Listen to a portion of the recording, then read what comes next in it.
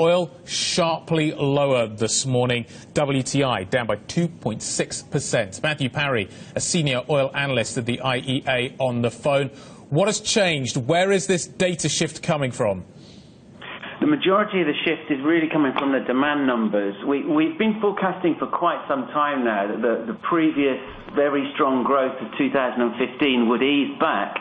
But in the third quarter, at least in the early preliminary numbers, we've seen much sharper pull-downs in China and Europe and even India coming off a little bit. So we had to shave our third quarter demand number somewhat.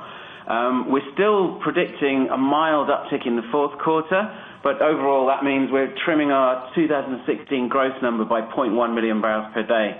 And in a market when you've got record OPEC supplies, this is quite significant. In terms of what the supply side story is going to be, are you plugging in the sort of current numbers? Are you anticipating that we're going to see a pickup in supply? There does seem to be a bias on the upside. The battle for supremacy that we are raging in at the moment as we get towards the next meeting, it's just pushing supply up and up and up. Yes, we're seeing record supplies in Saudi Arabia, Kuwait, the UAE, Iran and Iraq coming back rapidly.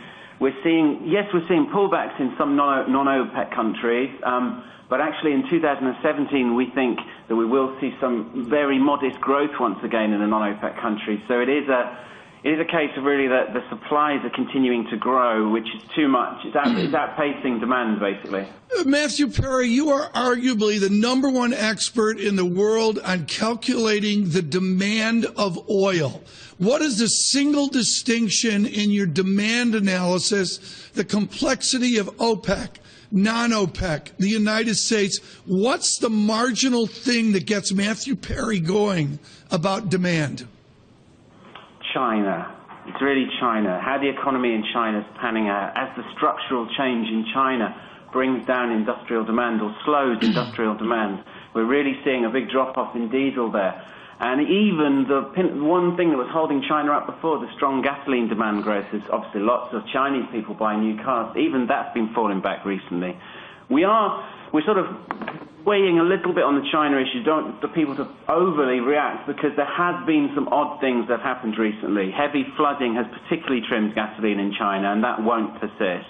And also, ahead of the G20 meeting, a lot of factories were forced to close. So you've got an additional third quarter disruption, really. So those things won't be maintained going forward, but the economy is certainly slowing. The structural change is having a big impact on China.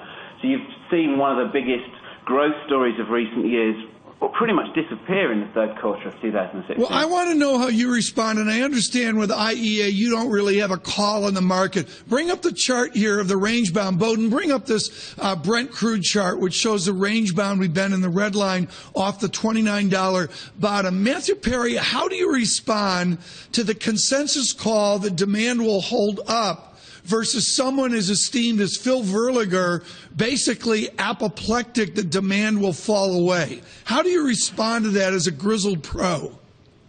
It's really, for me, the fact that non-OECD countries still have an awful lot of people who've never driven a car, and our numbers are forecasting quite large increases in the global vehicle fleet. Yes, they'll become more efficient, and yes, some people will buy electric cars or possibly even gas-powered cars, but it's not sufficient to trim away the growth that will come from gasoline globally. We will still see global oil demand growth of somewhere near 1 million barrels per day of each year over the next 5 years, which is a slowdown from recent years. You know, in 2015 we had demand growth at 1.7 million barrels, sorry, at 1.6 million barrels per day. So it's down quite significantly from there, but we still have lots of very poor countries in the world where they're buying a lot of vehicles and they will drive those vehicles.